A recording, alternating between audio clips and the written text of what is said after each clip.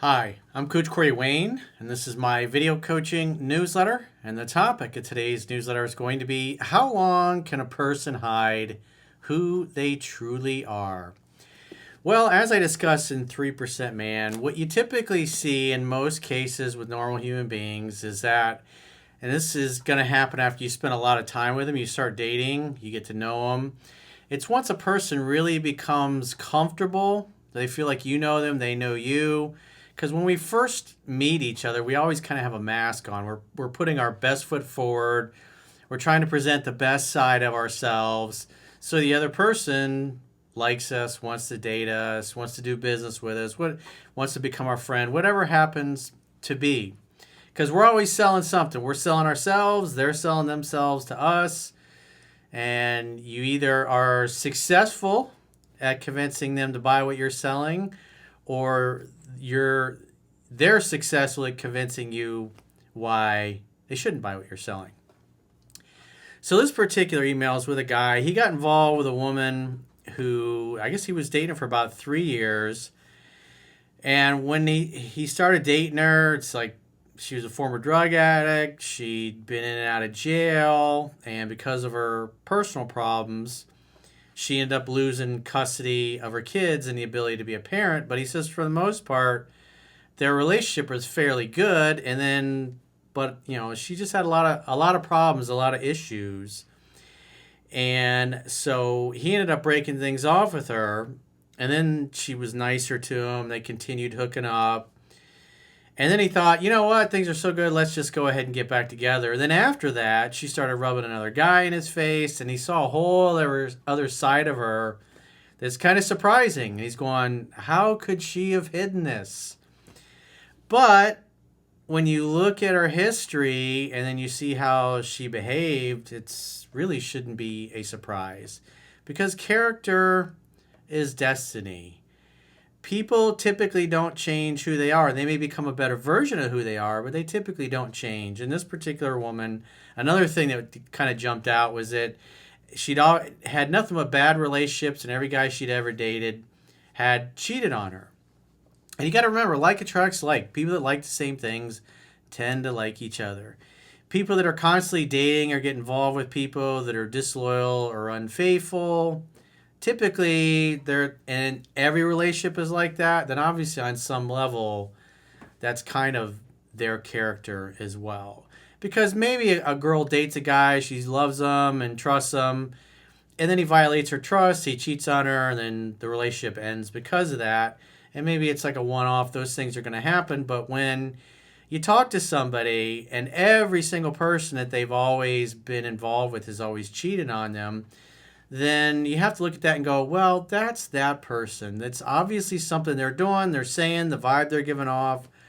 They're bringing in people that just have low character. They don't keep their word, because that's in essence what cheating is.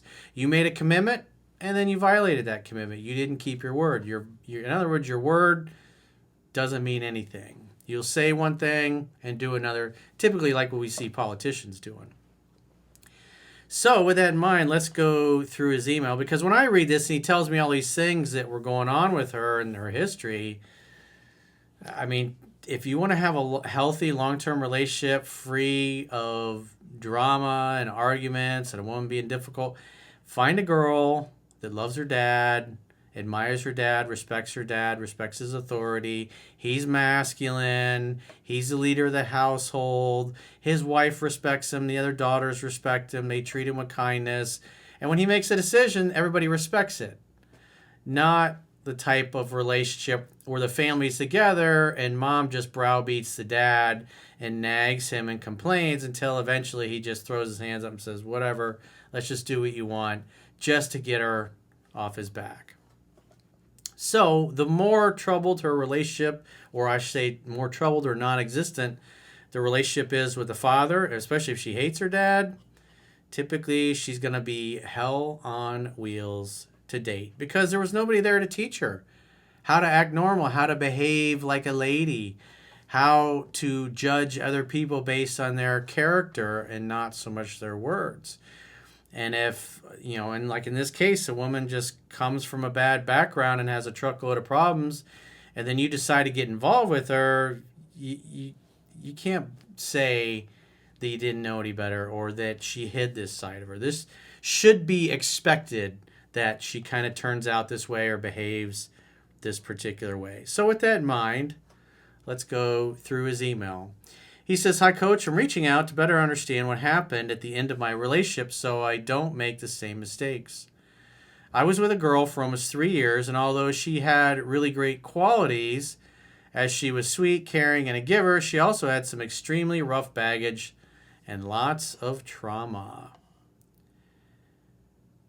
It's not your job to fix or to save somebody or to help them because they had a bad upbringing or a background.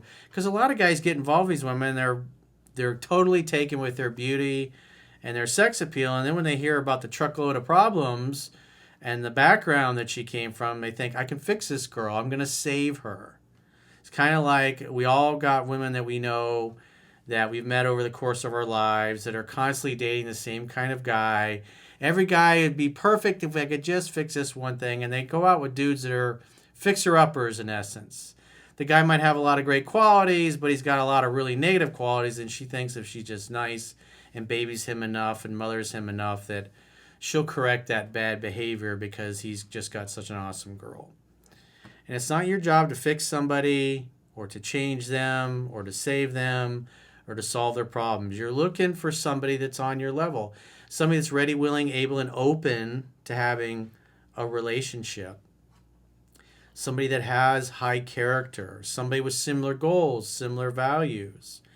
And if you notice that they don't have the same values, and if you haven't dated enough women that knocked your socks off and been in relationships with girls like that, and then the kind of girl you've always wanted always kind of got away from you, you'll tend to put up with crap from a really hot girl just because of her beauty and her sex appeal, and then make excuses for the other things.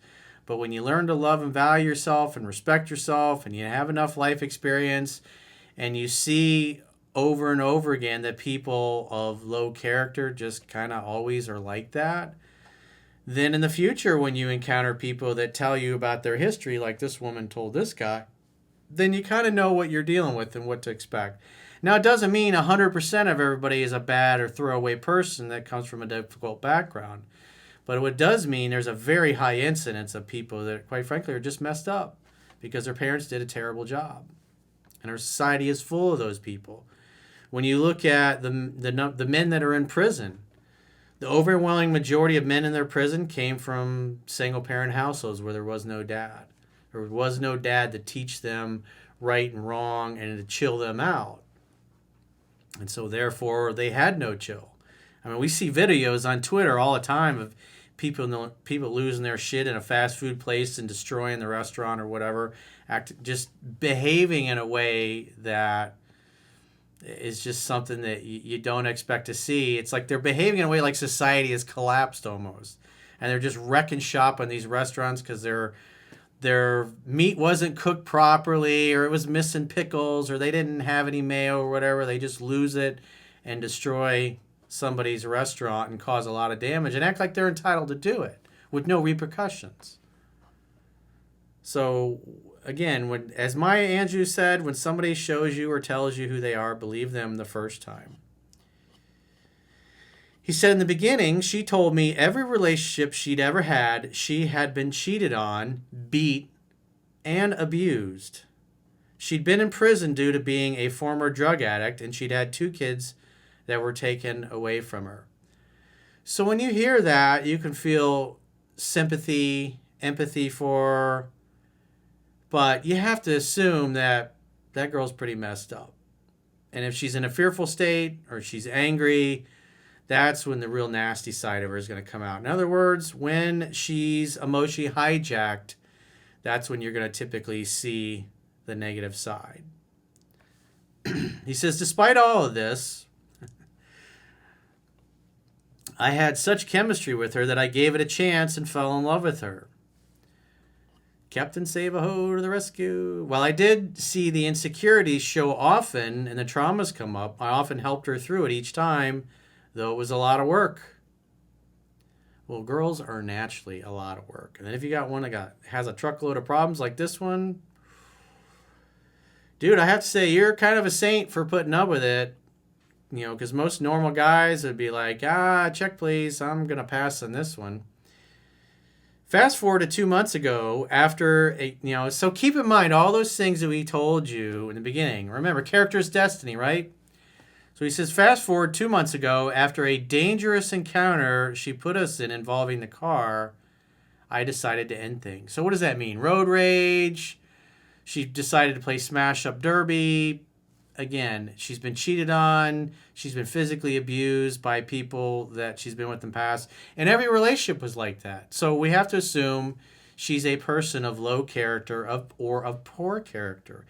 Because you are who you associate with. If you only associate with liars and cheaters and people that physically harm you, well, that again shows that you got no chill. And so he doesn't really go into detail, but something involved in the car. He's like, all right, that's it. Check, please. I'm out of here.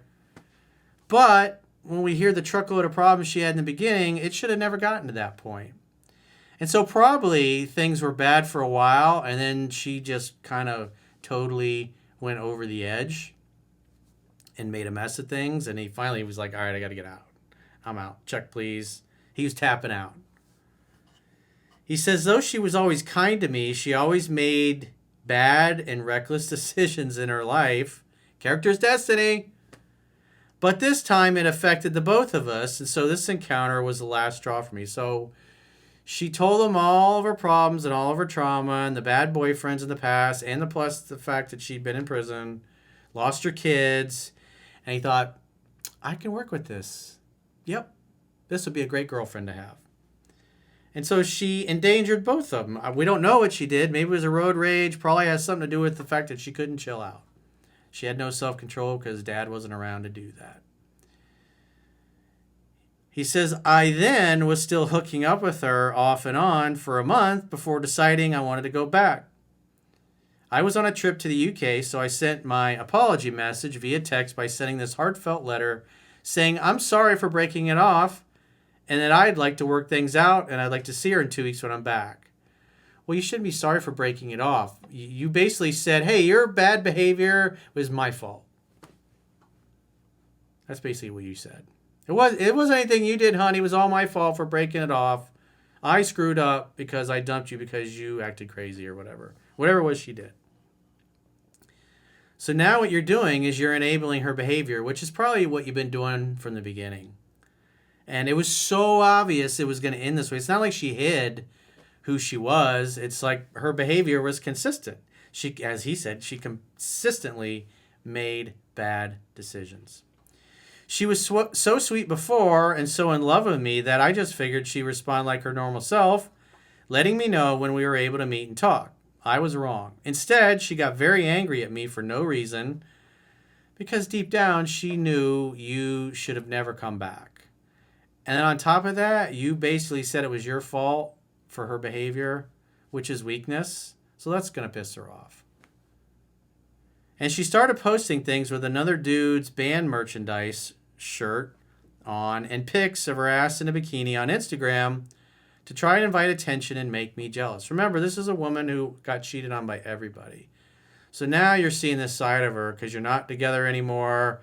And she lost respect for you because you basically blamed yourself for her behavior, which is weakness. You should not be doing that. Men should be holding women accountable. And you just basically said, hey, it's not your fault you caused something really bad to happen with her. Again, I can only imagine what it was. Maybe it was road rage. Maybe she pulled out a gun and pointed at somebody. Who knows? We see videos of this stuff when it goes bad all the time on Twitter. But it was so bad, he was just like, this, you put us both in jeopardy somehow. And that should have been the end of it, because guys doing that to her and saying, I'm out, is the kind of thing that maybe when enough good dudes kick her to the curb because of her behavior, she starts to realize, well, maybe I shouldn't do this anymore. Maybe I need to change my behavior. Because if there's always another dude lining up willing to put up with it, then there's nobody that's going to put any checks and balances on her because there's no consequences for her behavior. She constantly finds one dude after another who will put up with her crap. I, of course, got upset and told her that because of these things, I was unable to meet with her anymore and that I had to move on for good. She said she felt the same way, but then she showed up to places that I often go wearing that same shirt, and then a day or two later started posting a picture in a group with the same dude with his arm around her and one of her friends. I saw it in a mutual friend's story. Again, trying to dig at me and be vindictive. Yeah, because she didn't respect you because, quite frankly, you acted soft. You blamed yourself for her bad behavior. You should have never done that, and that definitely made you look weak. He said, I'd never seen this side of her trying to hurt me. I was like, well, what happened in the car? Was that innocent? I mean, you said she made terrible decisions. Character is destiny. It should have never got this far. When you found out what she was really like, the hanging out, having fun, and hooking up, you should have just said, hey, you're a great girl, but we're not a good match. And then you would have probably seen the really bad side of her, and she'd have been vindictive back then. But instead, you enabled her behavior. In other words, you said, despite all this truckload of nonsense and your problems, I think I can work with this.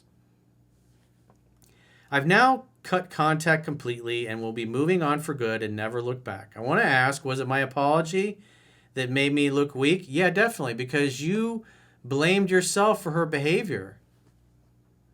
You, in essence, said, hey, it's not your fault for the breakup, it was all me. Or something, and change your attitude, or was she always very vindictive and just hid it for almost 3 years? Well, again, character is destiny. She's constantly cheated on. She constantly makes bad decisions.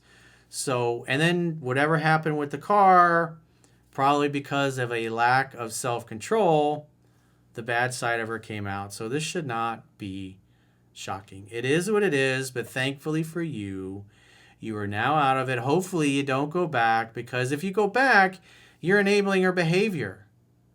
So she may continue showing up at places that she knows that you hang out, hoping to sway you or get you to change your mind, but you should have believed her the first time she told you all this stuff. So it's not like she hid it. She just didn't have a reason to really blow things up. But the fact that she's rubbing another man in your face and trying to make you jealous when she's been cheated on by every guy that she's ever been with, well, probably because she was lying and cheating as well and rubbing other dudes in their faces.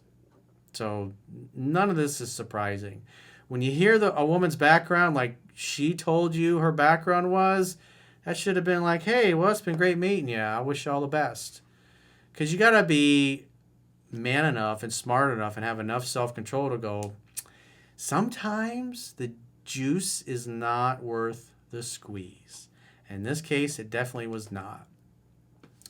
So if you guys haven't already signed up for our paying members only content, in the description of this video, there are links to join on YouTube, to join on Spotify, or to join on the website. And if you join on our website, understandingrelationships.com, and click the plans tab when you get there, or the link that's in the video description, we offer a 7-day free trial so you can check out and see what you get for your money. And you can choose a monthly plan or an annual plan. If you choose an annual plan, at the end of the 7-day free trial, you get a 25% discount for paying the whole year up front. And so what you get is 6 additional paid video coaching newsletters just like this one that only the paying members have access to on a weekly basis. There's a weekly 3% Man Study Group podcast, a weekly Mastering Yourself Study Group podcast, where we literally go page by page in both books discussing the concepts and the information in there. It's like an ongoing weekly class to help you guys learn and discuss the book. And obviously we'll do viewer questions as well. We have the full viewer questions podcast that the paying members have access to, and any other special videos or interviews that we do will also be for the paying members only. And if you got a question or challenge and you want to get my help, go to understandingrelationships.com, click the products tab at the top of your screen on any page on my website, and book a coaching session with yours truly. Until next time, I will talk to you soon.